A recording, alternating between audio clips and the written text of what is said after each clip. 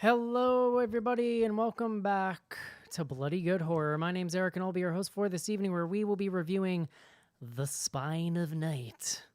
This is it's like a dark, violent, animated, rotoscoped fantasy film that's on Shudder.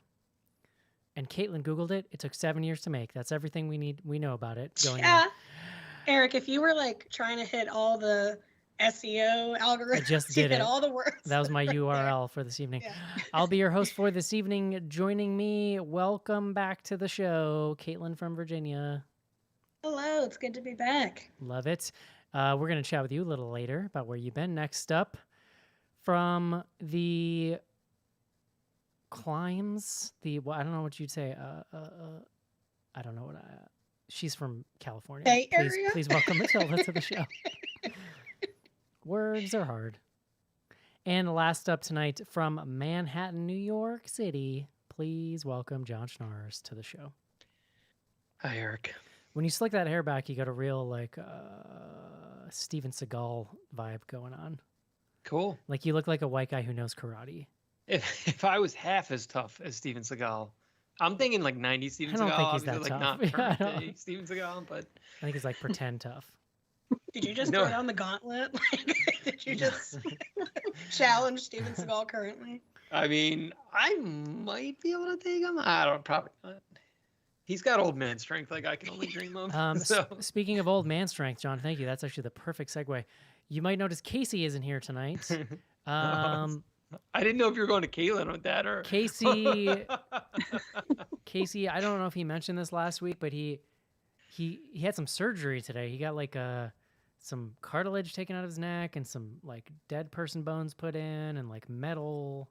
He's basically the Bionic Man now. So, yeah. But he's more man or machine than man at this point. Yes, he went through surgery. He's feeling pretty good. He told me he's stocked up on edibles, so I think he's gonna be all right. Put him on blast, why don't you? Yeah. I mean, that wasn't like a secret thing for Casey. If you happen to follow Casey on social or you're on Slack, hit him up, send him a message, tell him, send him some support. I'm sure he would very much enjoy that. He's an X-ray he may share with you. That's, yeah, we got compelling. So that's where we are. We got one sickie back. And we lost a sickie, and that's where we are. I was gonna make a joke, Eric, that we used to. I feel like the benefit of the live show used to be that you could see which of us might get so drunk during the show that we would say something really inappropriate. Now it's like, is someone gonna legit die? Yeah. Like during the live Will one of our ailments take us away? They're a bunch of like frail Victorian children. I look like my pallor is a good example. Like, I've been inside for a while. That's Caitlin, listen, you look great. Caitlin. I'm just glad to see Caitlin. The inside is cool. Like no, I've been thinking this a lot. I've been thinking this a lot lately. I'm sick of being shamed for just like kind of not liking the outside. I like it inside. I don't like a hike. It's like climate controlled. There's cushioned seats. Largely, there's no bugs because I don't live in the south, like in the north. Like Elizabeth and I have this conversation because I freak out when I see bugs, and she's like, "Dude, they're everywhere here. Like you just get bugs." I'm like, "Yeah, no. If you get bugs here, you can take care of it." Like it's. I do hate bugs. The indoors is cool, and don't shame people for liking the indoors. Okay, as my mama used to say, it takes all kinds, Schnars. Surely, it sure does. Surely the world needs indoor people too, is what I'm saying. Yeah. You guys can go out and yes, hike. It's hard on the West Coast as an indoor person. Yeah. Are you one of us? No. Yes. No, oh, wonderful. I love it. Oh my gosh. You guys. John, I think you're on a show here with 3 indoor people, so watch your tongue. Fair enough. We're gonna reverse bully you. Or just bully. I don't know, just bully. Take your man bun and go on a hike. Forward bully. All right, everyone. It is time. Let's take a quick break so that we can review The Spine of Night. This is it, Senator. Your big break in TV. Up the prime time. Main feature.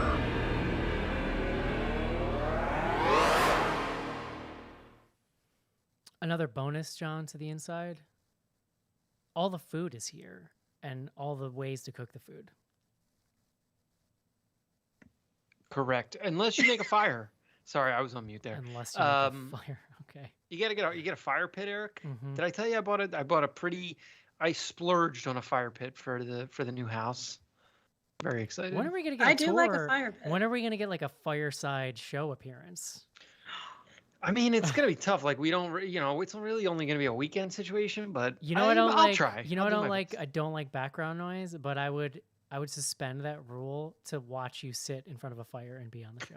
It would be hot. I feel like for the whole show, but I don't I care don't know, we'll about your see. comfort, John. You're an outdoor Yeah. person. You should like it. No. All right, John. Please bring us the word of the day.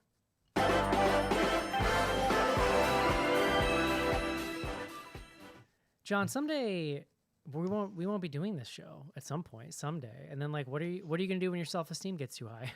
You're gonna I'll be- text You're you. going to give me I'll a text call? you. What I'll do you put you all on listen, a group. what are you text gonna do and when be you like, need to "Hey, what do you got? You got any Steven Seagal references? Yeah, what are you going to do when you need to throw get taken down a peg, you know? If you're feeling too good about yourself. Eric, I don't even want to think about that.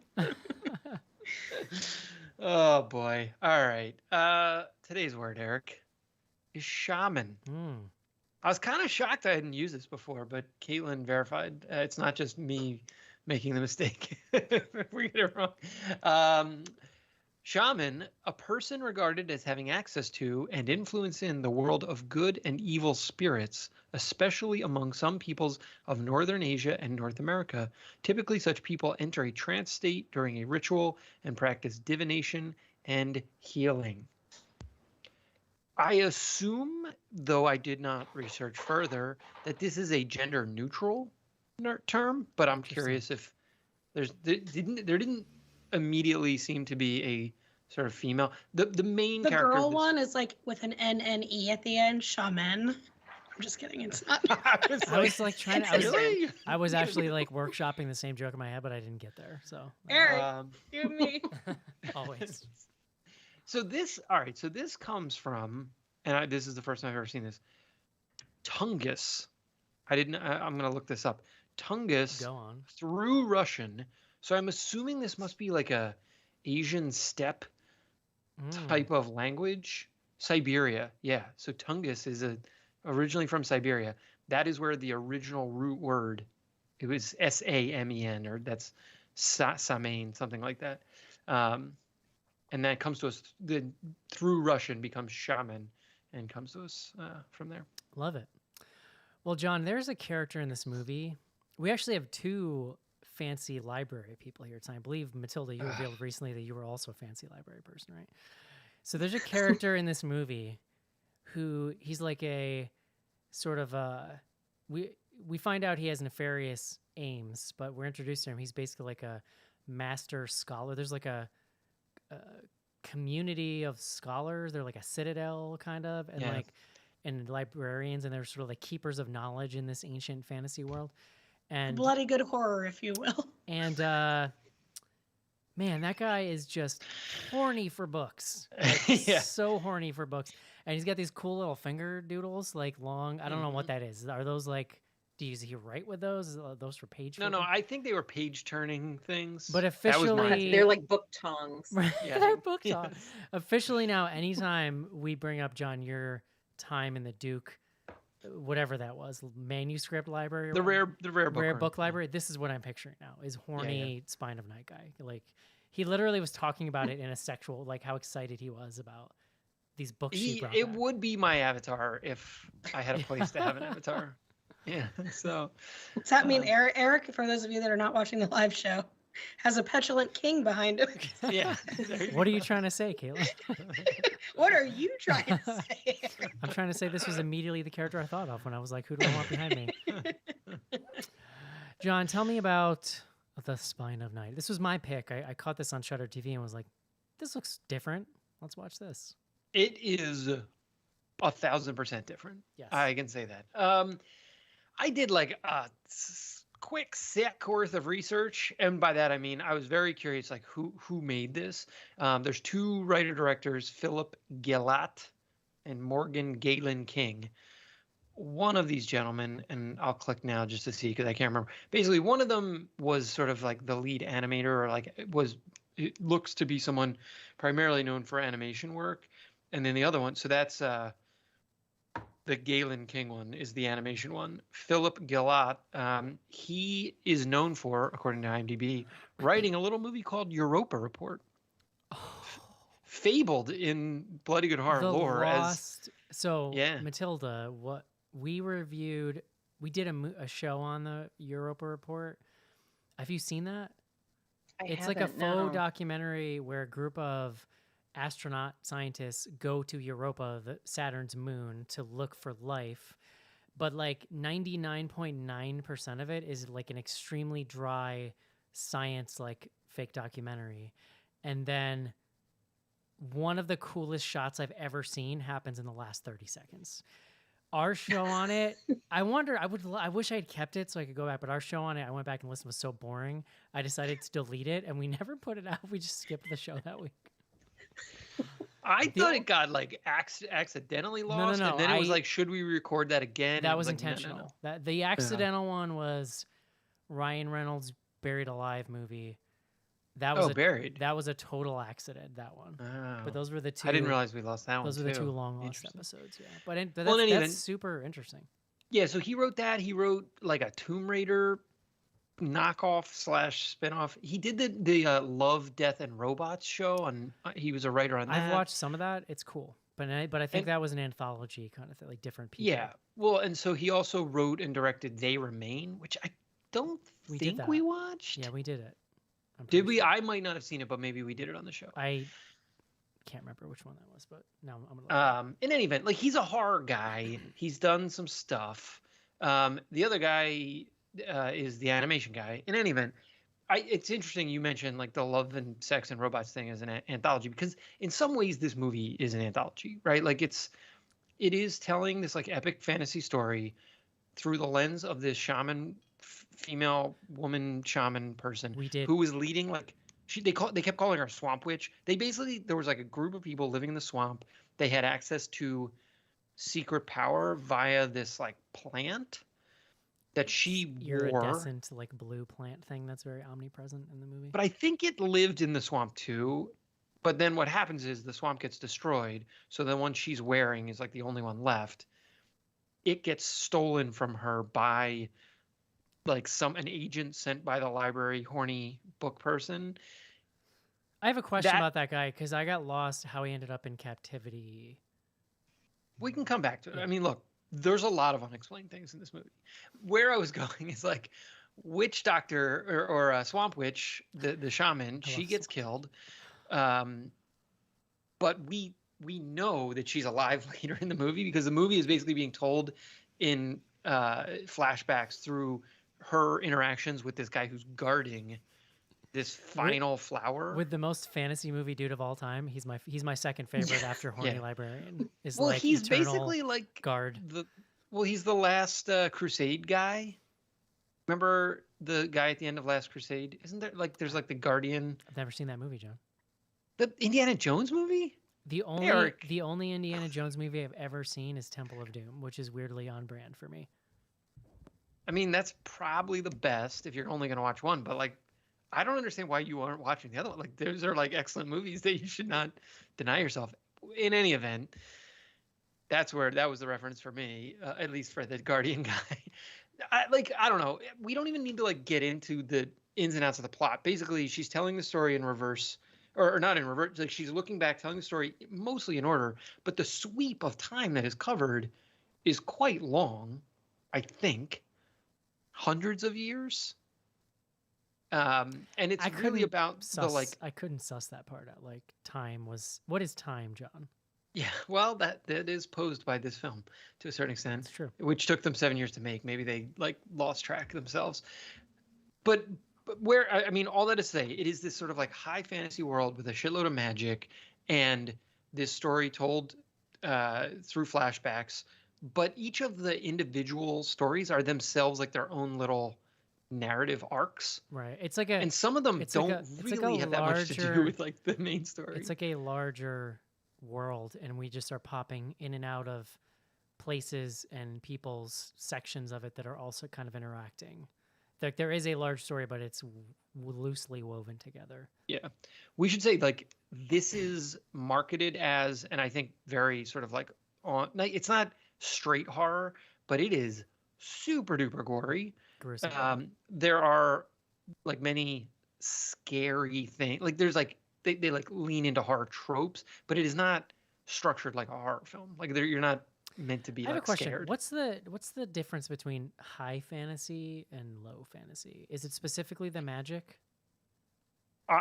That's not the. I think of it more as like kings and queens and like palace intrigue, but that might just be that might be an incorrect definition. I was just curious because like it's so Mhm. dark and violent and like nihilistic and stuff, but there is this like very fantasy ass magic stuff happening. So I don't know. It's I don't know, interesting. Matilda or Caitlin, do you have a better fantasy definition? Okay, I it may don't. maybe I'm using that gonna incorrectly, and Google to your it. point, it's just fantasy and it is blending.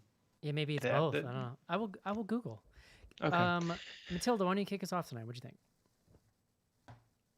I was a little worried at the beginning of this, but I ultimately really, really liked it. I was worried that it was going to go in kind of a, I think I may have said this in the email, like a kind of faux indigenous via Russ Meyer direction. And then when we got into the like plant has secret knowledge, I was like, was this just going to go in a psychedelics direction? But it went all sorts of directions that were actually great.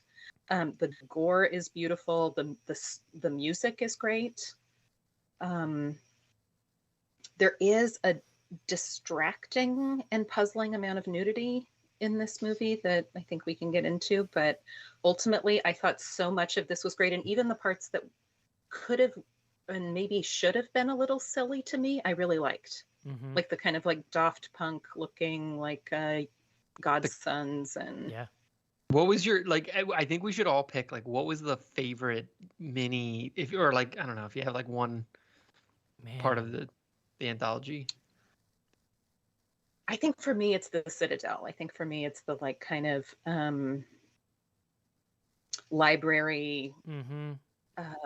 It's like really the good. knowledge keeper weirdos. Yeah. Yeah. With I- Betty Gabriel, I think that was my favorite. God, I'm like, I literally just watched it last night for the second time. There's so much shit happens. I'm trying to like. I really liked the weird bird people Mm-hmm. and like their deal. They just like roll up in this sci-fi ass fortress with like knives and a stick, and I kind of dug and then like murder the shit out of a bunch of people. Well, I- and there's I like enjoyed there's that. like the steampunk balloon like That's- blimp thing that they're flying. that stuff was Yes. really cool. And they're all So dressed like the guy on the back of the bike in Mad Max 2. Like Mhm. they're all dressed like the. Like it's one of those fantasy worlds where every like little subculture you exist is completely different from everything else. Like there is no crossover. All right, quickly. So I looked it up. So low fantasy, or this is like a pretty clear definition, or intrusion fantasy is a subgenre of fantasy fiction in which magical events intrude on an otherwise normal world. So that would make Mm. Game of Thrones per se low fantasy. The term thus contrasts with high fantasy stories, which take place in fictional worlds that have their own sets of rules and physical laws. So I would think that that would qualify this as high fantasy. Yeah, I think Game of Thrones is probably also high because like the magic Well, But existed in the previously. books, though, yeah, but in the here's why I would argue that because that is a This is world not a that is a Go ahead. world that all of their myths and stories involve magic, but their current lives involve zero magic. And what is Yeah. happening in the story is the magic is beginning to creep back into Fair. their reality. By the time you get to like late stage, like yeah, there's dragons and the shit, but like that's not how it starts. Yeah, all right. Okay, you sold me. Counterpoint, Schnars. Caitlin, what did you think? I think that I'm probably the most negative on this out of the crew. I like you, Eric. We talked pre-show about how we immediately recognized a couple voices. I was very excited about the cast. Love Patton Oswalt. Love Lucy Lawless. But it just didn't land for me. I don't know if the structure was confusing to me or if maybe just some of the segments didn't appeal to me because I feel like I kind of lost the thread, lost a little bit of interest as things were moving along. I did really like the final battle scene. We get some resurrected dead guys, soldiers fighting. We get a really beautiful you know, the whole thing is this magical plant, and it's going extinct? Question mark. I think that's one of the the areas I was confused about. But we get this beautiful rain of little blue seedlings that was, I don't know, wrap things up really nicely for me. But in general, I just kind of had a hard time following it, and I just thought the acting, I don't know if it just didn't match the animation well enough for me, but I wasn't super jazzed on it. And I also found the nudity a little distracting. I wanted to give them credit for making Lucy Lawless's character larger bodied. She had armpit hair. I was like, rad, that's really cool. But then at the same time, Matilda and I were talking, like, she is like conventionally hourglass shaped. Her boobs like defy gravity. Like, you know, it's just, I don't know. I have some questions about it. I did appreciate that it wasn't just naked women throughout, though. There were some naked men.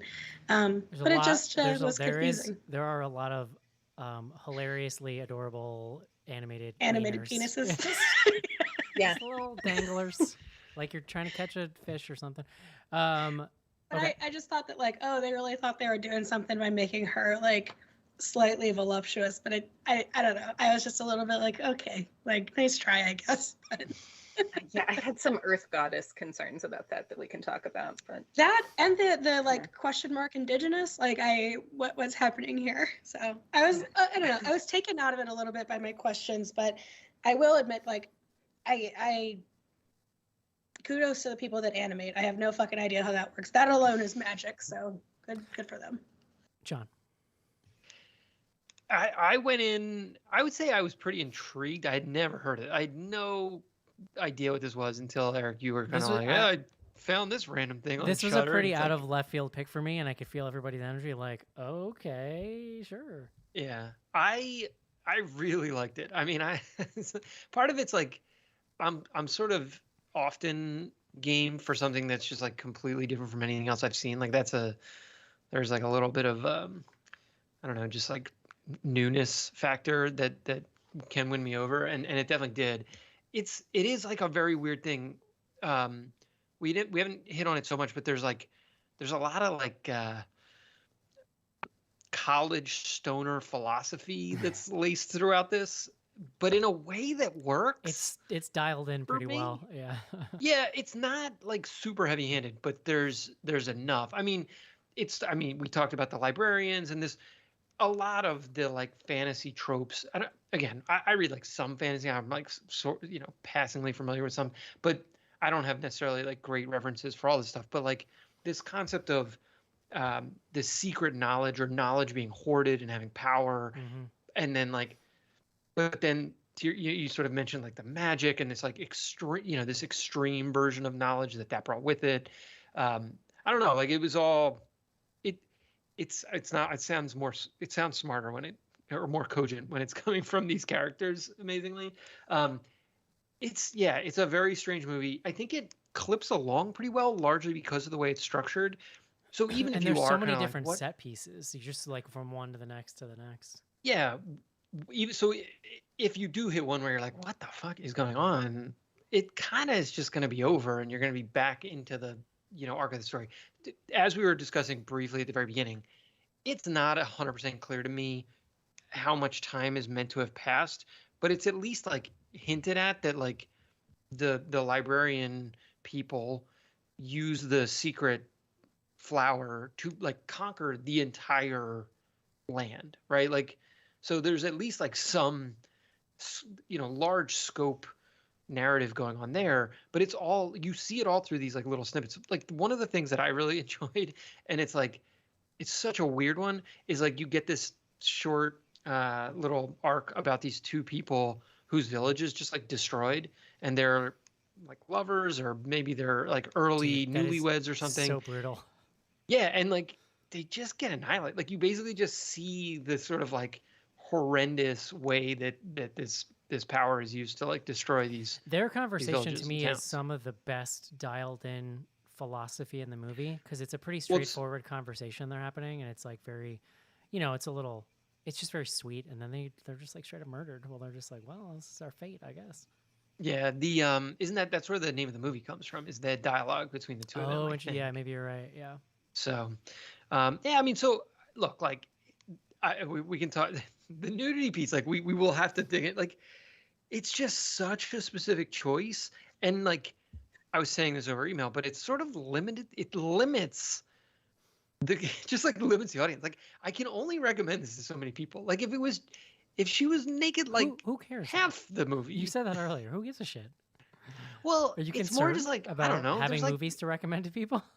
well, yeah, no. Like I still enjoy it. That's totally fine. But it like I would like be championing this movie to other people. Like people ask me like, "Yeah, what do you watch? What's pretty cool?" I'd be like, "Yeah, I watch this like pretty wild animation thing."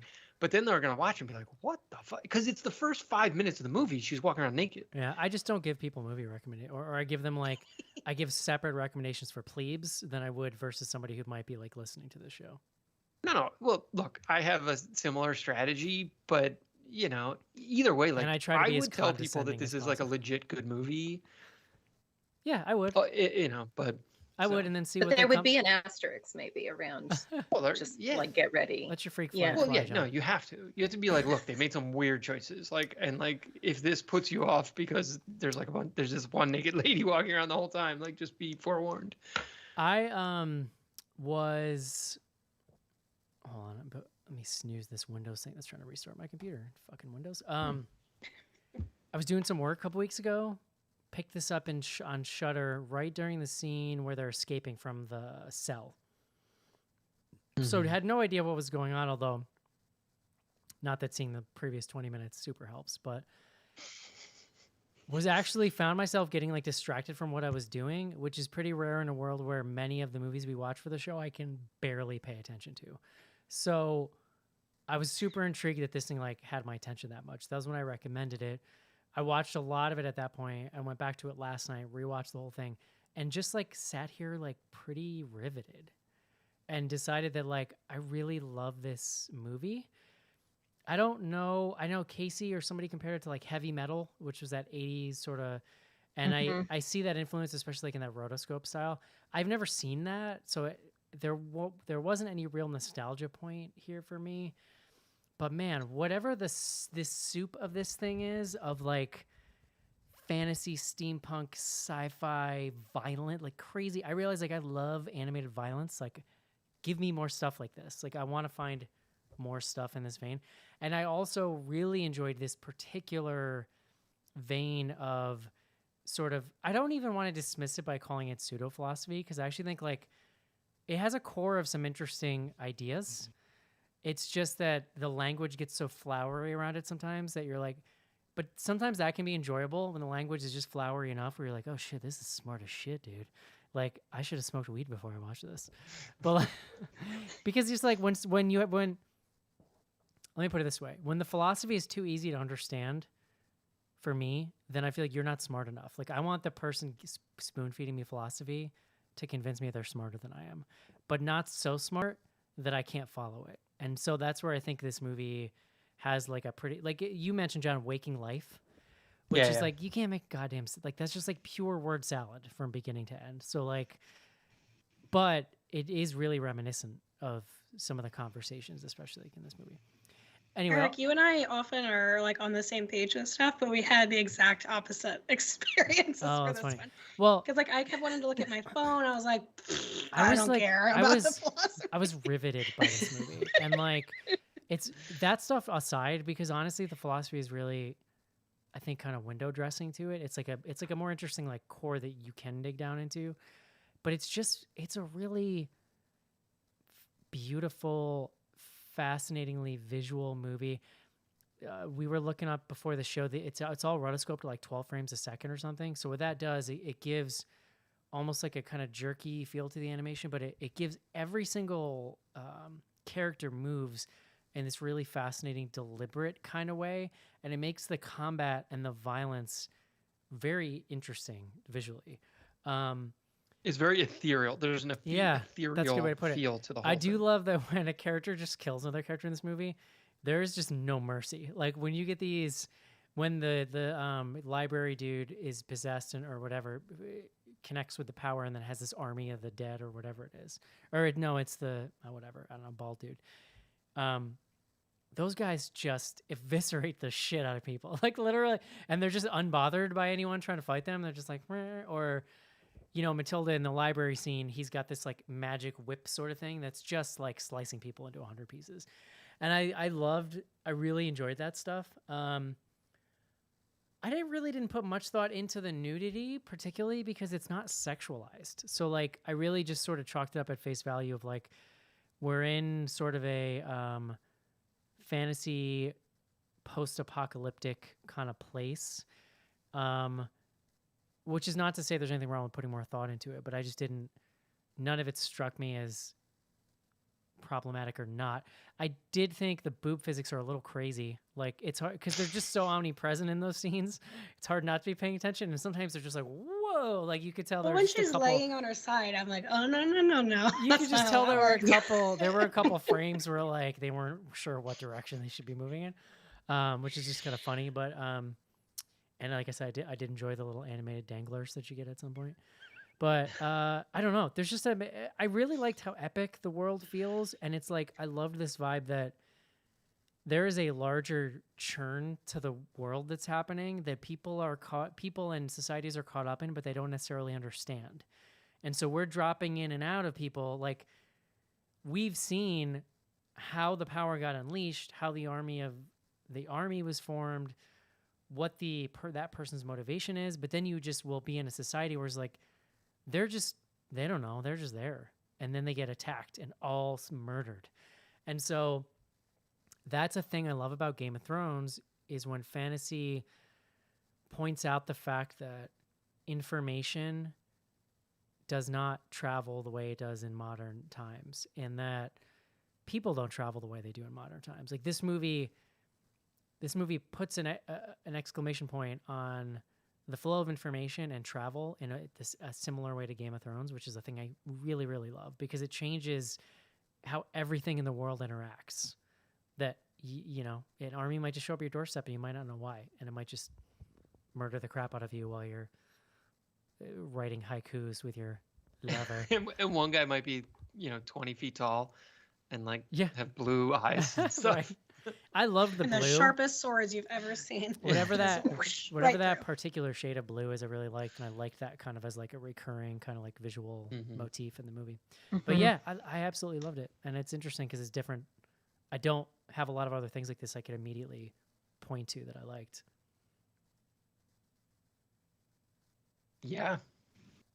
How about that Patton Oswalt? I'm very curious. Like, I love him in wait, this movie. I when do you- too. like, do you think so? Were they just like kind of like, when you're making a movie like this over 7 years, it's like, do you write the whole thing and then you're like, all right, when's Patton available? Like, well, let's get him in. I mean, it's because otherwise it's very strange. They have this like Joe Manganiello like shows up and does like it's like there's a very strange mix of famed people. voice actor Joe Manganiello. Well, that leads me to believe, because knowing this person has done some horror movies, which, by the way, John, we did They Remain. It's really good. I don't know. I feel like you were on that show, but I don't. they're I'll the look it up, scientists who are, they're like at a little. It's like a near future. They're at a little station out in the woods, and they're researching a cult or something. Or but- No, I definitely didn't see this. it's got I the would guy from remember- The Good Place in it. Yeah. Anyway. I'm looking at it. So maybe he just had friends. Like, whenever there's a bunch of random people in a movie like this, I always feel like, all right, this person had some kind of connection. Well, they have agents. Like, their agent could get to. Yeah. And Patton Oswalt's the kind of person And he's who a like huge nerd, loves loves this- fantasy. I can see him being like, This hell type of yeah. thing. Yeah, Yeah. he got to be the king. He loves a good petulant king, I think. So I love I Lucy think Lawless. it yeah. Sorry, I was going to say Patton Oswalt reminds me of, like, when Henry Rollins is playing against type, like when he's playing like a cop or a Nazi or something, and he's just having the best time. You could tell that Patton Oswalt is just having the best Dude, time. the scene where he gets burned, and then they're like dressing his wounds, and he's just shrieking. I was like, I can't listen to this. This is the worst thing I've ever heard. I am in pain. He's such a dick. But I love the. So good to watch, though. He's so funny, I love and it's the- not like cast as funny necessarily, but he brings that element to it. And when he's correcting, he's like, "Lord," whatever his name is. It's I love very the fun. line where he comes down to the dungeon later and is like, "You burned my face, and I like return favors in kind, so I burned the swamp." And then she stands and there's like the visual reveal that the whole like horizon is on fire. I thought that was a pretty cool visual. Although it's funny that she never thinks to use her magic to escape until the other dude's like, "Hey, could you like escape us right now? Could we like get out?" And she's like, "Right, yes." Well, she Magic didn't flower. use the magic at all. Like she never really accessed its like full power until she was forced. And then and then when she sees it being used for evil, she decides like, all right, I gotta, go to town. Although hundreds of years later, potentially, unclear. Yeah, I mean, some of the visuals are really incredible. The guy who what's the deal with like the eyeball that's coming out of the guy that comes out of his, or is that at the very end? When is there's like an eyeball? Oh, and his Oh, stomach he has a big opens. torso eyeball. There's a Yeah, couple yeah. that eyeball shows up a couple times because it also shows up doesn't show up above the library in that fight. Like the sky opens up and there's Oh. like an eye. Oh, maybe. Because that's when the whole like thing is going on there. So, Yeah. John, eye magic. Like, You watch this more than once. Like I do feel like it's the kind of thing you could pick. There's like a lot of dude, it has threads so that are much. probably in It here. has so much atmosphere. Like I could see it becoming a background movie for me because it's just got it's kind of fun to listen to. Like everybody's kind of hamming it up. Caitlin, background movie or no? No, not for me. I wanted to come back to Matilda. You mentioned this over email, and it was my first thought / concern too. So she's from the swamp, Lucy Lawless's character, and like again, love Lucy Lawless. Was so happy that she was the voice, but like the way she's coded She's the is very. shaman. What's that? She's the shaman. Hmm. Okay, I couldn't catch it, who Swamp she was. Swamp Witch. The Excuse Swamp me. Witch, which is a title that I would love one day The to work towards. Swamp Witch. But like, is she coded indigenous? I was confused at the start, and I think that took me out of it right at the beginning, where I was like, "Uh-oh, like I don't know about this." Well, why? I'm curious. Like, why is it because of the way they're dressed? Because of her relationship, like with the earth, and sort of Matilda, you were saying like a little Yeah. bit like leaning towards like earth goddess type stuff, and the way she was dressed, and like her people, and I was just kind of like, So huh, like, let me ask a question though, because I asked this question genuinely out of ignorance. Like, can you not do a character like this in a fantasy setting, or are there rules, for lack of a better word? Like, are there things to sort of think about while you're doing it? Like, well, that's a good question. I mean, I think that Yeah. that comes up a lot in fantasy discussions and sci-fi, where it's like, do the rules of sort of like sexism and racism and things like that, do they still apply when we're thinking about fictional universes, and we're creating our own sort of spaces and rules and cultures within it? I think it just, I don't know, they made a point to have various races throughout, and I don't know, the fact that the shaman character was like a curvy white naked lady, and I was just like, I don't know, there's something about it that just made like, it didn't end up being a thing, but I was concerned at first that it would, if that makes sense. I think Matilda, maybe you had the Yeah. same thought. I did. I had some concerns about because the violence against her is pretty gendered at the beginning. Like Patton Oswalt's talking about how he's going to spread the swamp and take what he wants, kind of. Oh yeah. No, Do you remember this part? there was that line was like very explicit for sure. Yeah, and she's kind of like forced down on her knees, and she's the only naked person at a certain point. And so, yeah, if she is coded as a woman of color, like I was starting to get worried as she's being like led away in shackles by clothed white people. It was interesting that at no point nobody went, "Hey, you're naked. What's up with that?" Like, not a single some shoes person, on. not a single person in Well, this in movie the is like, high fantasy of this, there's like worlds where, villages that are very civilized, where people just aren't wearing pants for no reason that we can really figure out either. I mean, they're Like- not comfortable if you don't have to wear them. it's true. But in battle, I mean, that's Eric and I No, talked yeah, about it's over true. email. Like, you're in battle, It's don't you want to cover some of your more vulnerable areas? It's called working That's a from lot home. of bits in battle. Yeah. My only True. counterpoint would be if you were playing like a Dark Souls game or something. She's like a magic wielder, so she's not really she's not engaging in fisticuffs. It's more about she's a range attacker in video game terms. So but I Yeah, but when I'm depolarized. thinking of D&D, there could be someone else that their weapon of choice is a broadsword and just But there right through are there are a lot of archers in this universe, so that's certainly a concern.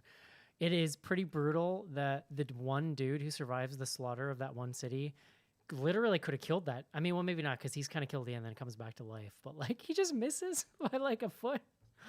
That's so brutal, and they just turn to murder him. Like, oh god. Mhm. I liked when I think it's that same village when the troops are marching in and there's two guys in an alley and one of them's like fuck this and runs away and the other guy steps out and he's like hey and like swings at one of them and the guy's just like this and just like cuts him in half and It was great gore. Like the amount of guts and so like bloody. blood explosions, like not just like bleeding, dripping, but just everywhere. I did appreciate that. That brought the horror element because at first I was like, I'm not getting horror notes from this, but it's on Shudder and we're covering it. And then I like the gore and the violence did, turn it It's up for interesting me. because it almost has a post-apocalyptic vibe in the way that there seems to be old ruined societies that they're sort of like trying to gather knowledge from and there is some like electronic there's like sci-fi there's a ship there are like ships and stuff at some point. But it was like it was steampunk, right? Like there was no Well, yeah, but electronic still, components like, to it. it's a ship, John. It's a flying spaceship. Like I Well, don't give a shit how they it's figured powered. out like the dumbest flying. It like flapped its wings, but it also had like a moment. Yeah. I mean, it was really. But ridiculous. it's that aspect of it was interesting and almost I think you Matilda mentioned Mad Max. Like there's a definite vibe to that. It what so like the Swamp Witch. I didn't get like an indigenous or like I at no point it look just putting my cards on the table. I at no point did it like strike me that it was like there was like a race or any that kind of there was in my mind it tiptoed right up to the edge of like the level of gender violence that did not feel appropriate. Yeah. And to your point, Matilda, it was mostly in the dialogue and in the way like Yeah, because the way she was nothing being happens to her, right? handled specifically, but then it doesn't like there's no actual sexual violence. Like it's all like this implied, which is like worse. Maybe Well, I don't know. Like it's just I it mean, was very strange. I think in the end, but that's it's all like, in the beginning, right? Like that tone listen, falls that's away. also I think after the first 20 minutes. That's also a pretty It does. big. Go ahead. There's one more scene where the in a flash forward where the imprisoned like library flunky who ultimately rises to power yes, is in the base is in the dungeon with like two also larger like very voluptuous dead Oh ladies, yeah. right. Oh, There's that was that scene. Yeah. well, and that was like very explicit. But he was, and they even there's like a line where he's like, I can bring you more women, like implying that he was like having sex with them, and then the guy's like, well, I'm just drinking he was just using their blood. He just, but no, it's cool. Well, Guys. John, Yeah. I'm maybe just, I I'm wasn't- just I I was exsanguinating concerned him. at first. Like it didn't become an issue throughout the movie, but I'm just saying when I first started it, I was like, oh damn it, like I don't know about this. And I luckily it was fine. I just my first reaction, my gut reaction was like, oh no. no, and I'm sorry. Yeah. I guess sorry. What I was saying is like I actually agree with you, and it comes back to the like tone that's set by having her be like just fully nude for the first because I think the first scene is her walking up the mountain, right? It's like not even. It starts with her walking up, Does so it? you get this like extended like nude woman walking in the snow sequence, and then you get But all this again, sort of it's like for me, it's so matter of fact and not sexualized. No character ever mentions it. Like I literally just forgot about it at some point. I was just like, okay, this is just the well lady the, with the no nudity, clothes. yeah, sure. That part of it. Mhm. I loved the relationship between her and this like guardian who at 1st wants Mm-hmm. to kill her, and then like at the end they're just like so tender with each other. Like he's laying down, she's like whispering in his ear, and he's just like he's finally getting to like unlet all of his angst from like eons or whatever. That's the one you should have had as your background. I Eric. love that. I love that character. He's like like I said in the beginning, he's like a fantasy character because you like no part of it makes sense. Like, how old are you? How do you eat? Well, where do you go to the and- bathroom? Like, are you like Where's your nose? supernatural? Like, what is this? Right? What is? 'cause You're he's kinda now half well now you're skeleton. reminding me that's the other part of this movie that gives you the full scope of time. Right, and I because- like it as a wraparound device. Yeah, like once you know, like once he starts explaining how many Guardians there has been, and like it's just, yeah, that's where you're like, oh, it's been a long time since she was It dead. weirdly, there's something in the philosophy of this movie that kind of reminded me of Prometheus. And it's like in the way that that movie explores this idea of like forbidden knowledge of like, because that's sort of what this movie is about, I guess. This now, like at one point they say it really explicitly that like what the Guardian eventually learned is that everything that we care about and fight over here on Earth is meaningless, and that that's the ultimate knowledge that they're like sheltering people from, which really is like kind of the message of Prometheus and the sequel to that. Alien Because they're Covenant. seeking out the engineers and then discover that they basically were like just a random rogue experiment and we're going to be wiped out, and that's like where we kind of end up in that story. So I don't know. I'm kind of Spoiler alert. I'm Jesus. as an atheist. Yeah, that idea is interesting to me. It kind of appeals to me that like it doesn't fucking mean anything. Right, and that was kind of, I liked that the hidden knowledge was so nihilistic. Right. Mhm. That's what I'm trying to say. Yeah. Yeah. There's nothing good there. Good about it. And I loved those visuals though of like the people getting the glimpses, like the way that they sort of animated that was really Yeah. cool. Well, it's the kind of Yeah. thing It's you like can they sorta only get do in filled with animation, this really. light. Like you could do this whole. There's like, I mean, obviously they can do anything now with in real. Like it doesn't have to be animation, but it actually like feels more credible in animated in the way they made this. So yeah, co-signed. Yeah, and it made me realize how much I love big animated battle scenes, Mm. even potentially more than live action big battle scenes, that they're just so full of grunting. Whereas here you can actually see the fullness of like Well, you can people get getting so cut in epic. half. Yeah. And It's funny because in the middle of it, I was like, dude, I now wish Game of Thrones had been an animated series.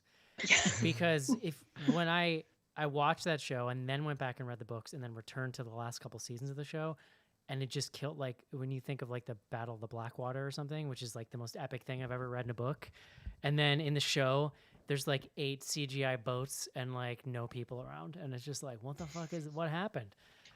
Like to think of what some of those battles would look like animated got me really excited, and I Well, like hope you that can happens. you can do. I mean, I'm trying to think of like what's the biggest battles, like the Avengers Endgame or whatever the second one. I think it was Endgame was the second one, where there are like these huge battle sequences. They're just fucking expensive to make. Well, they're right. Yeah. They're way less expensive than this. right, like Lord of the Rings. No, totally. Yeah, exactly. Lord of the Rings, stuff like that. But it's very hard for like HBO to do that for one episode of Game of Thrones. Totally. It's bullshit. All right. Yeah, and the other thing that sorry. No, go for it. Sorry. The other thing that I really loved was you talked about the blue in this from the flower and like glowing with inside people, but there's also like the red of the blood, and the use of blood in this movie is really great. One when it like rushes into the dungeon, and then also in the battle sequences where it's just like all over the floor in that pool at the end. That was cool. Yeah. I love. I mean, the, I the think Citadel the when animation. the blood's like cloud comes up from the battle and then goes into the temple where the guy is. That's pretty cool. That was They cool. just. Yeah, Everybody's like, what the fuck? they made some amazing art direction decisions, right? Like the whole color palette, like it looks really, really good. That's the thing that was so surprising to me, and it shouldn't be, right? Like the other like comp, it's not really. I haven't seen it, but there's this movie Mad God that like took however long to make.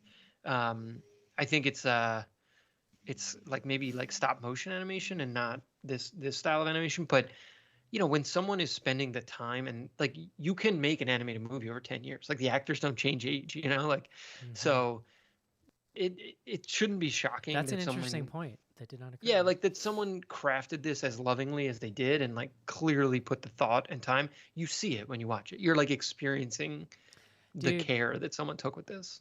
I'm currently working on like a side project that's taken me, by the time it comes out, probably a year. And like it's very small in scope compared to the idea of working on something this large over 10 years. Like whoever you are out there, pat yourself on the back. All the people involved, because like that shit is hard. Oh my god, staying motivated, especially when it's that long between conception and being able to put something out in the world, is a pretty amazing thing. Just needed one more year to work on those boob physics, and it would have been perfect. Flawless movie. Could have had Caitlin on Listen, board. I don't know. You might have. That might have set me over the edge. I boob think it might have. consultant. Although Caitlin, can you? I assume you also would call BS on the comfort of like naked hiking. In the winter, God. on a mountain with snow. I know. I was like, aren't they cold? I mean, the chub rub, just no. Yeah, there's not a chance. Like, Just put a little like something on. your feet and like all of Yeah. it. So, The chafing alone just The couldn't handle. chafing. No, ma'am. there's like a Oh, lot of man. like, and I guess I would liken this to like a high fantasy kind of world where like the guy raises an army and then the next scene they're all just outfitted. That's the kind of thing I think about now after watching Game of Thrones, like reading Game of Thrones. Like, yeah, where'd your uniforms come from? Huh? You tell me. Perfectly matching uniforms in this society without factories. I'm just saying. All right. One random weird thing. I did like that randomly. You just get random characters that look like they are wearing an outfit from Walmart. Like random characters who just have like a cutoff T-shirt or like sweats on or something. And you're like, what the fuck? What are you wearing? There was a guy in a muscle shirt and shorts Yeah. with some shoes, and I was like, "Are they? Did they invade a Renaissance fair? I Like, there's a don't know if I saw barbarian, that. and There then were, there's like, like medieval three or soldiers. and this guy. three or four like random characters, and it's largely in like where the book people were, or like the other society that gets wiped out. They just look normal, Yeah. like just like you went to Walmart on a Sunday and saw this gentleman looking at I produce. think that just like passed through me. It should be noted. I don't think we hit on this did you guys watch the trailer? Did anybody watch the trailer? In the trailer, they have like all the, the pull quotes or whatever, like blah blah blah. I think it's the last one. It's like at the very end of the trailer. I wish I wrote it down. I could have gone and looked it up, but it's something to the effect of like one of the best movies to watch high you'll ever see. Yeah. Oh, I had that thought while watching this movie 1,000%. Like, Oh, I mean, if I'm gonna watch it again, that will be the condition for watching it a second time. this is the So- kind of movie like where if I got high and watch it, I'd probably be like, this is the smartest movie ever made. Yeah, no, totally.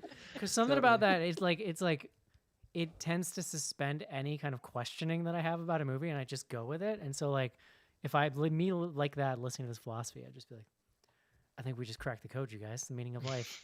We did it. Okay. Would you recommend The Spine of Night, Matilda? Yes. Jonathan? Yes. Caitlin? No. I'm gonna say yes, and I guess if we're counting this as a horror movie, I'm gonna need my top 10 on the other side here, Caitlin. So it's Boom. been too long since we revisited, so let's check that out. Let's take a quick break and do some fan mail. Welcome to a brand new nightmare. Great to be back in business. The final nightmare. It's your mind will go for it. I won't tell. This is my favorite. It's gotta be me and him. We're gonna have to hit him with everything we've got. Cool. Freddy's Dead. The final nightmare. They saved the best for last. Rated R. Starts Friday, September 13th at a theater near you.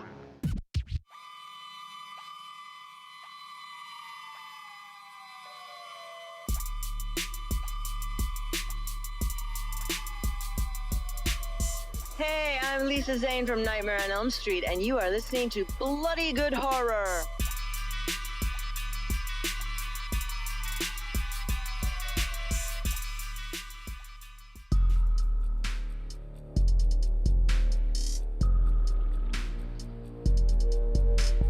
Send feedback to info@bloodygoodhorror.com or on Twitter using hashtag AskBGH. Join Patreon to get back episodes and much more. Patreon.com/bloodygoodhorror.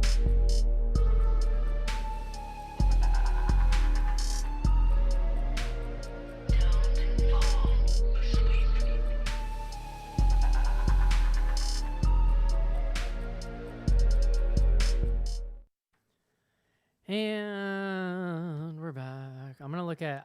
I feel like I looked at my list at some point, Caitlin. I don't know if we missed anything, but let's take a look here.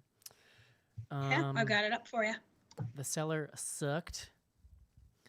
don't even When was remember. Caitlin? When was your last show? What was the last show you were on?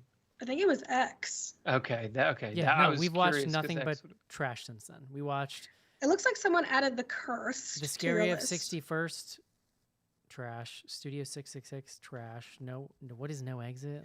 I just watched all these. That was movies. the one in the with the people all trapped in the snowed in Yeah, trash. whatever. And then, Sigh. what is The Cursed? That's the last movie we did. You on have the it at show? number 6, buddy. I don't know. What was it? That's the beautiful historical one with all the dogs running in the forest. Yeah, werewolf yeah, thing. yeah. That's not going to stay on the list, but we'll leave it there for now. Wow. What's my top 2, Caitlin? Top 2 or 3? Top 3 are number 1, X, number 2, Fresh, number 3, Scream. Oh, this is number 2. Okay. Easy number 2. Dark. This is 2022's Dark Horse, John. It's Yeah, official. no, I dig it. Did we see when did it get its release on Shudder? Now that now that I'm gonna have to It was police like this. a couple weeks ago. It's definitely okay. this year. Nice. For sure. Nice. Because it's still in their rotator. Yeah. Let's see, we're in May and you have 3 empty spots. But I feel like The Cursed might get bumped. The Texas Chainsaw Massacre might get bumped. So Is that on there? I think I put that on there. it's as a number goof. 10. Yeah. That movie's just a huge trash basket. John, you know what this Friday is? The second episode of The Last Drive-In. Nope, third, but that wasn't what I was talking about. Oh. It is Friday the 13th. Oh, I did know that actually. I'm celebrating by taking the day off work. So. Oh, I should do that. That's a good idea. Also, John, happening on Friday. You must not have gotten the RSS update on this. New hi-fi is coming out. Oh. I'm dropping a single. It's called Cursed. And, no, it's not called Cursed. Like the movie. No, it's not. It's called Graves is the name of the song. Eric. And it's a tribute to the movie yeah. The Curse, though. It's coming out Spotify, Bandcamp, same day, Monday morning. It's or Friday morning, the 13th. It's dropping, so check it out. I have an EP I'm working on that I'm hoping to get out this summer. That's like a soundtrack, like a concept album, like horror soundtrack thing. But I kind of plopped this out in the meantime and thought I'd put it out. Yeah, you just plopped it out. There you go. Cool. So there you go, John. I will be awaiting your feedback. He's a musician. That's right. Plopping Plopped things it out. left and right. You can check me. You can follow Eric BGH on Twitter. I'm also Hi-Fi. If you search HY-FY on Twitter, it'll definitely come up. So there you go. And Spotify. As we mentioned, Caitlin is back. Casey is going to be out for a few weeks. Matilda, thank you for joining us this week. Yeah, thanks for having me. Where can people find you?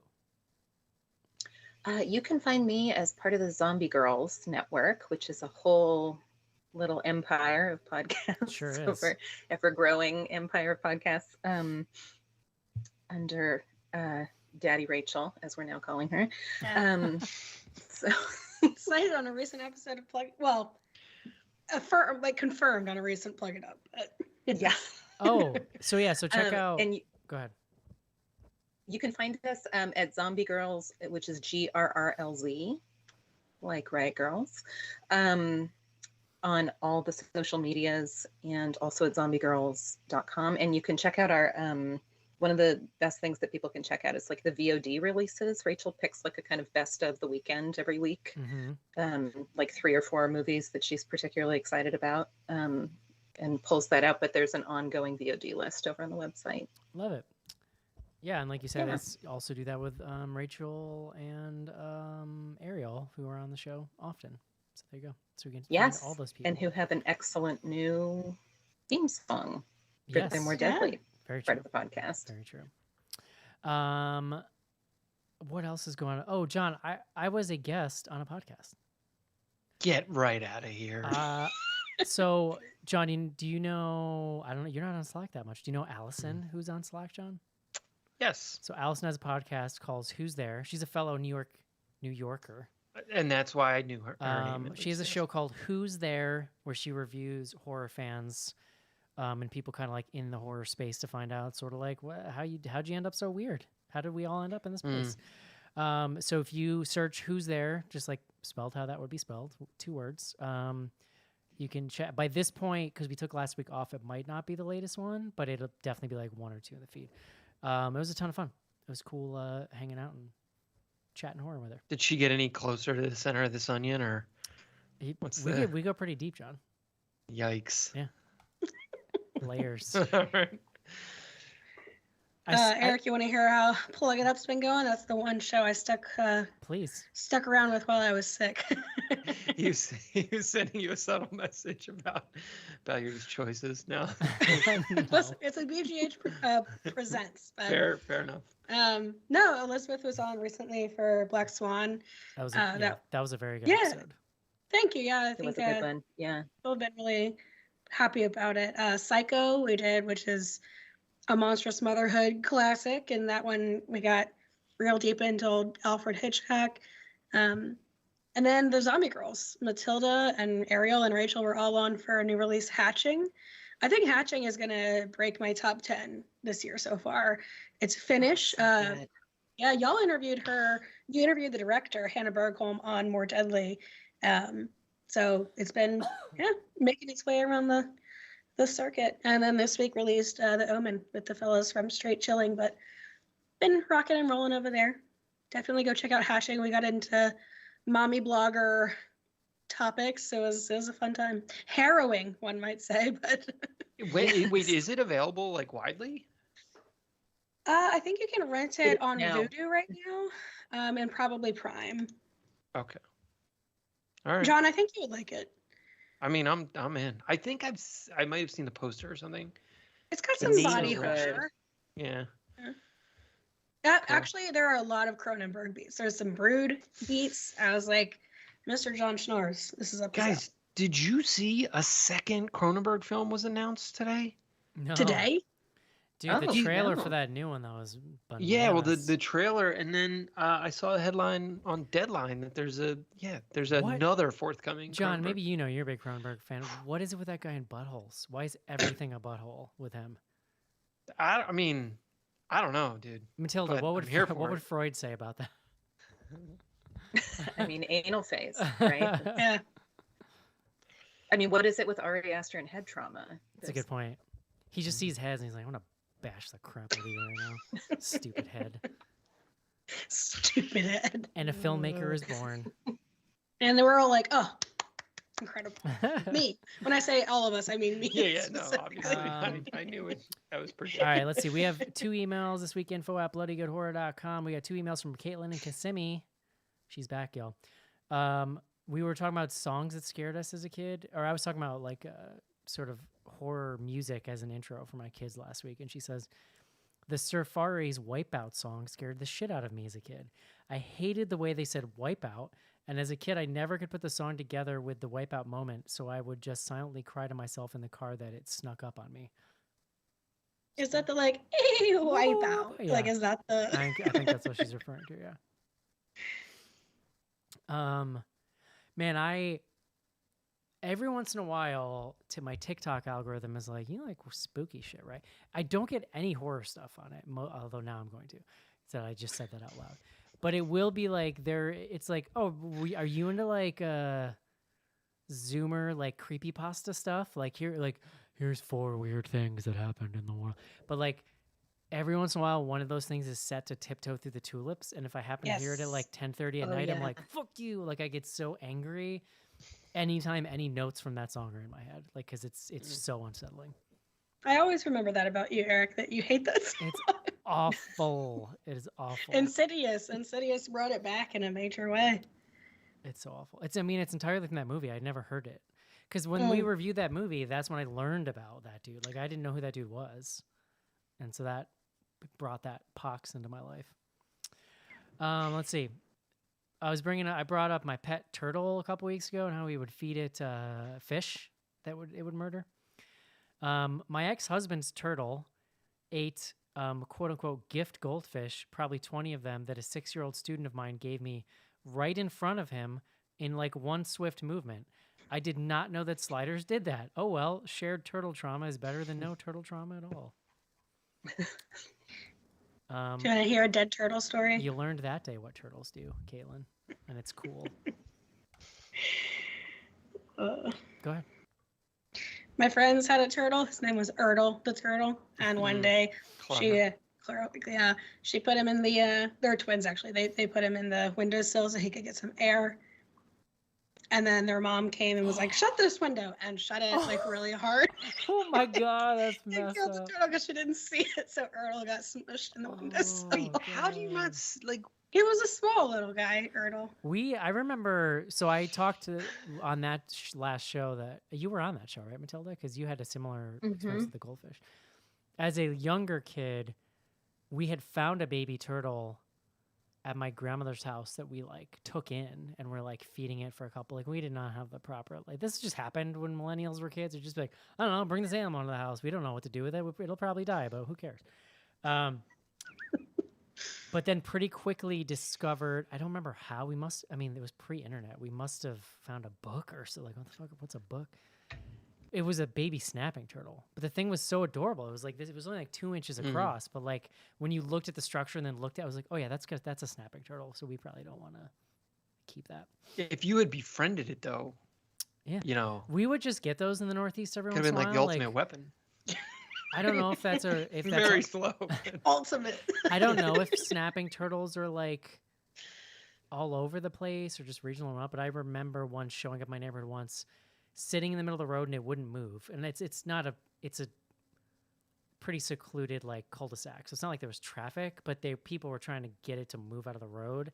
And somebody was trying to basically push it with a rake and it snapped the rake in half, like with its jaws. I can do that. Yeah, like the pressure of their jaws is apparently really insane. My cousin's son has a tortoise because I'm always like, "How's Bowser, your turtle?" And he's like, it's a tortoise." And I'm like, excuse me. You're just like, chill out, bro.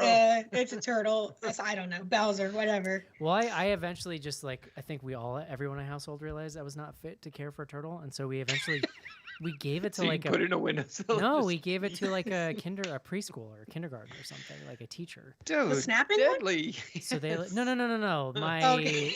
non-snapping turtle. Yeah. You can't have an ultimate weapon with kids like that. It's just, Kindergarten, look out. Just a very gentle turtle that if you picked him up and took him out of the cage, he would just piss all over you every single time. That's What was his name? Donatello, his Michelangelo. his name is Gino. Oh, Because okay. I thought that would be a cool little name if the Ninja Turtles had a friend that they might like. That's also a turtle. That's might That is be what very they would cute. name him, so. Some Is it Italian 'cause of the turtle. pizza? Italian. Like, 'cause See, of that's what I was pizza? thinking. Yeah, exactly. Thank you.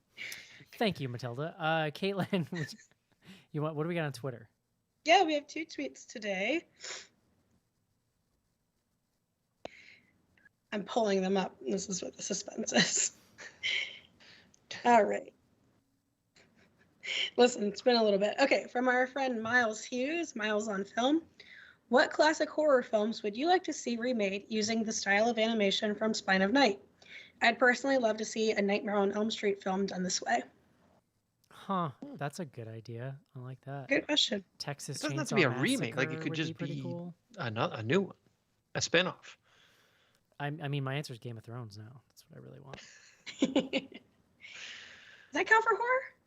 No. It doesn't matter. I do what I want. This is me, Patton Oswalt back here.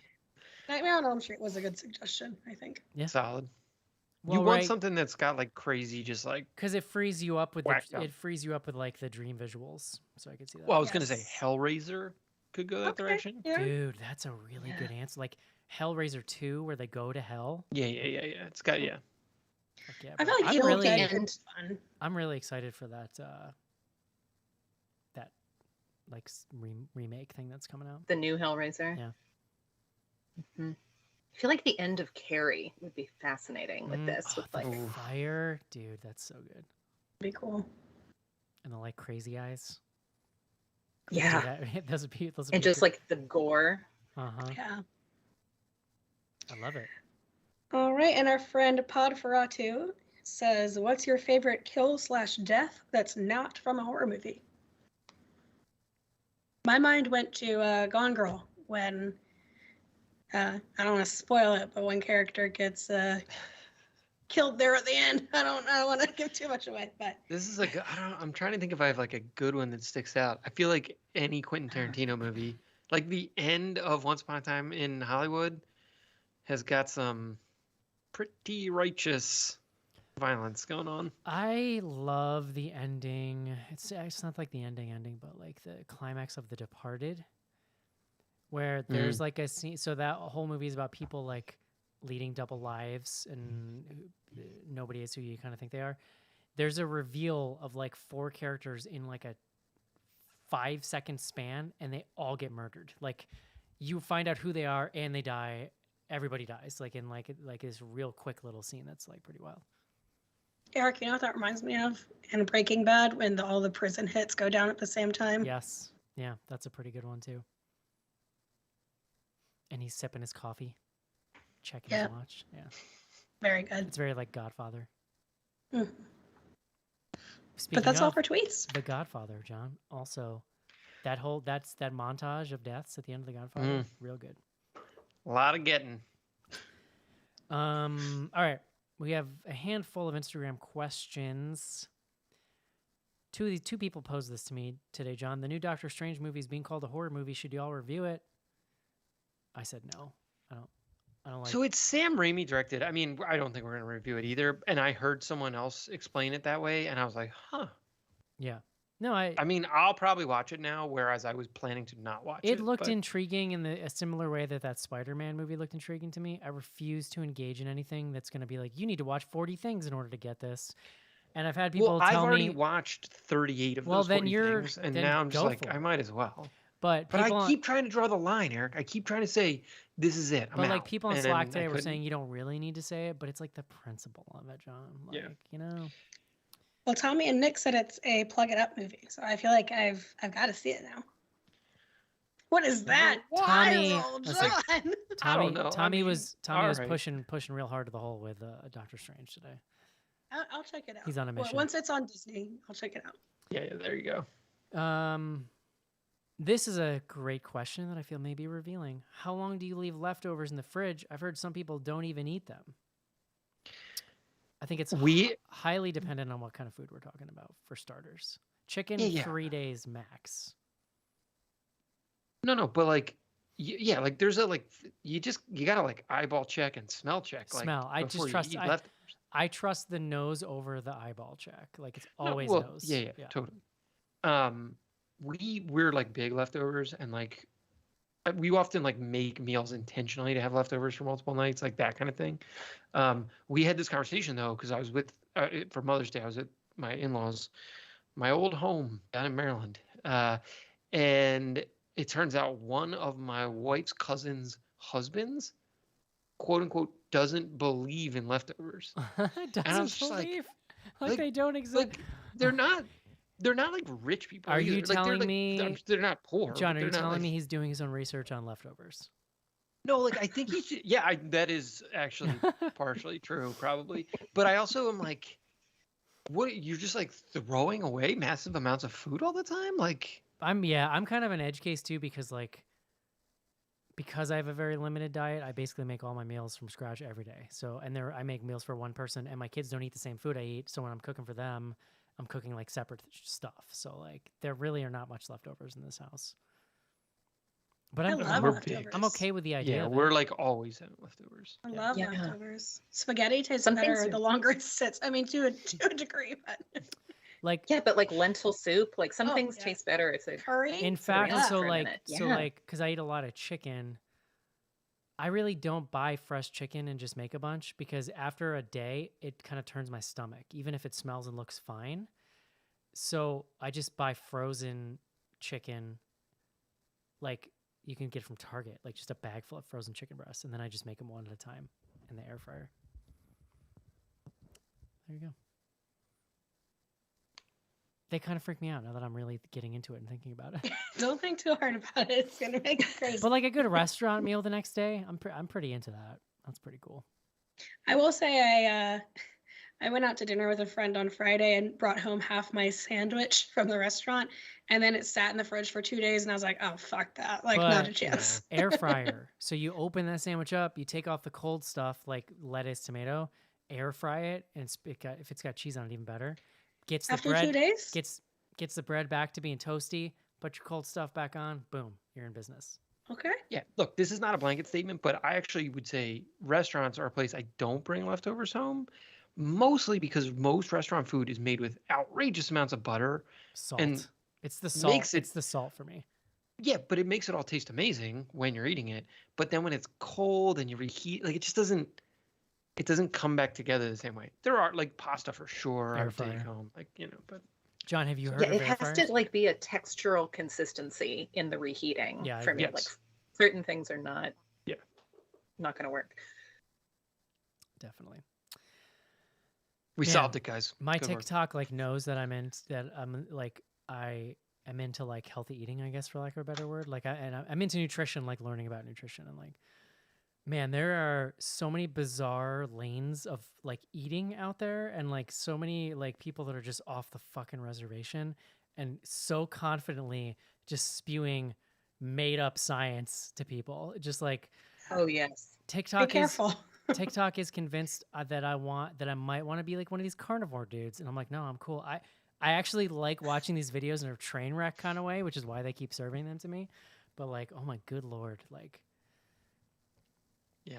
This is where I'm like, no one's ever gonna convince me to watch TikTok. Like, there's just never a universe. John, where- Dude. TikTok is so good. I love there's TikTok. no but I, place, as a like, person who really enjoys the seedy underbelly of humanity, it really reveals itself to you. Like, yeah, it is yeah. creepy. But here's why it's creepy, okay? Because I'm very, I'm like, I go to therapy. I'm very pro mental health, and so my TikTok serves me a lot of things that are about like healing and like working on your triggers and like stuff like that. But then like every 10 of those videos, it'll serve me videos by this woman that I know because I've listened to a podcast series on it, is like a cult leader.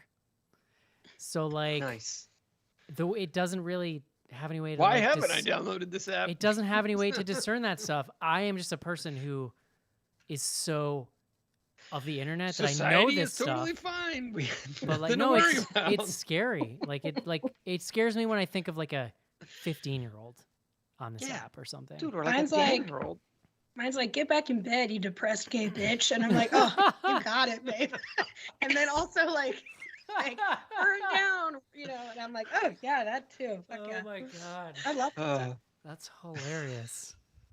That's what it Depressed is. My friend went on TikTok and it took her from like kind of the queer end of like kind of leather end of things, and suddenly she's like flooded with like straight swinger TikTok stuff. Mm. And so Pineapples, Rachel's all the partner showed up pineapples. in like a shirt with pineapples on it, and she was like, "That's a swinger sign. You should know this." It's upside down. Who knew? TikTok. Now you know. Mm. Yeah. God, I never would have known that. Maybe I do need to get TikTok. Yeah, you do, Glenn. God. Oh, and believe me, once it identifies some horny thing you're into it, forget about it. That's who you are now. That's your thing. That's all I'm gonna say. How much is too much drugs? A good question for this movie. I don't know. This I mean, like, if it's impacting your ability to like live your life in a normal way, I would say that's too much. I think yes. Good call. I mean, one at a time.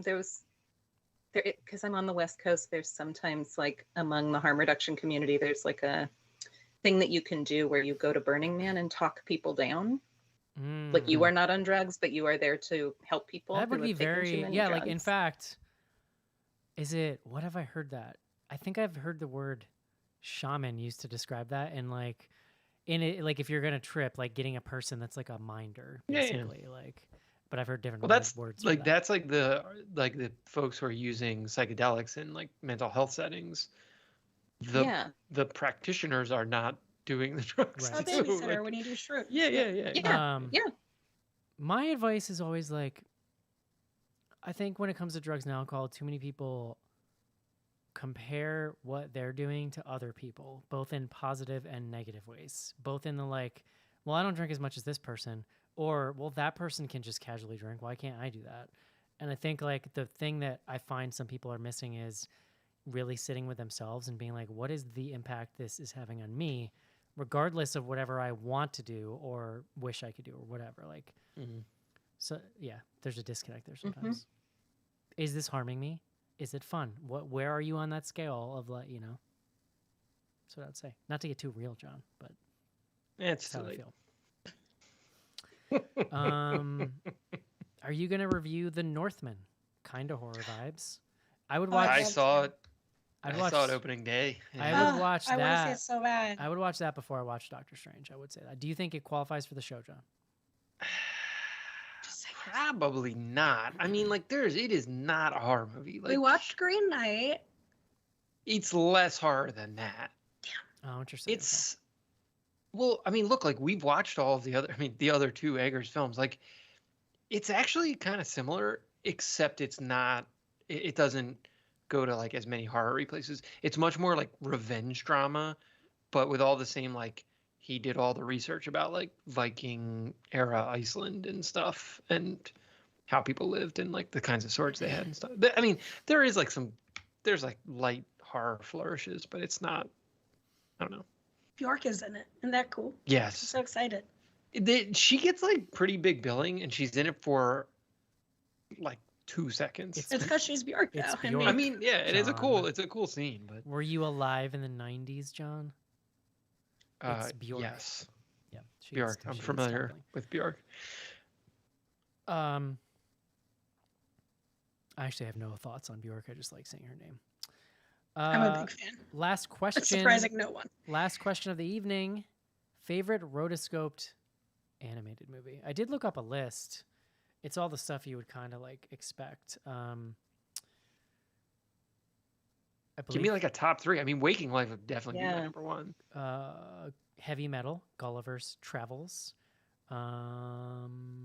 Cool World. Do you remember Cool World? Oh yeah, I John? do remember Cool World. Fire and Ice. I don't know if you've ever seen that. This list is like literally just jumping around years and eras. Yeah, Waking Life is one. And it says, I don't know, John. Oh, that original Lord of the Rings movie that I brought up. a couple yeah. years ago. Oh, that would be yeah. my pick. Yep. Yeah. Of those, that's my pick. The Animatrix. The Animatrix is very cool. I don't know if you've seen that, John. I did watch some of it, I think. Also, so a Waking Life and a Scanner Darkly, which were those both? Oh, Is that they're both both Linklater, I think. Yeah, yeah, okay. Yeah. Scanner Darkly's great. That's a sweet movie too. I forgot about that. Have you ever seen Suburbia, John? His like first movie. Yes. It is so wild and so 90s. Like Yes. it's about like. Have you seen it, Matilda? Which Suburbia is it? It's called Suburbia. Like it's pulls out sub in the name, like it's Oh capitalized. no, for I it. haven't seen It was that. his first movie pre Dazed and Confused, and it's about a bunch of like Texas teenagers who hang out at night behind, like next to a gas station, and it's just about their malaise, very late '90s Gen X suburban malaise. What am I gonna do with my life? That kind of vibe. So I love it. It's kind of awesome, and I think it's like young Steve Zahn is in it, I believe. Oh. It's actually after Dazed and Confused. Sorry, I was looking it up. It 'cause I'm like, I is. know I saw it. It's 96. Oh shit. Yes, the movie I think which I have also watched, but his like first full length feature I think was Slacker, or that was like the first one that got Interesting. Yeah. See, I don't think I've seen distributed in a Slacker. while. Yeah, So there. You go. Linklater. He's good. He likes the road. I actually would like to watch more of his movies. Actually, All right. That's going to do it. Don't forget to check out the Zombie Girls, GRRLZ. Don't forget to check out Plug It Up. Don't forget to watch your Spotify. Actually, the day this comes out, check out Hi-Fi and Spotify, HY-FY, to hear my new single. I follow, so I'm gonna get like a push notification. Hell Hopefully, yes, dude. Follow me on new Spotify. You know, that's the releases thing. from Follow me- artists you like. Follow me on Spotify. Love it. All right, all. I guess we got to talk schedules, but we're talking Firestarter for next week in the theater. It's on Peacock. Oh, It's a done. simul release. So day it's and probably date coming on Peacock. out the day this show comes out. Probably coming out Friday. Yeah, it comes out Friday. I need to give me some of that sweet John Carpenter soundtrack that's on that movie. So there you go. That's the only thing getting me fired All up right, now. all. Next week, Firestarter. Hope you enjoyed the show. We'll talk to you soon. See you. Bye. Bye. Bye-bye.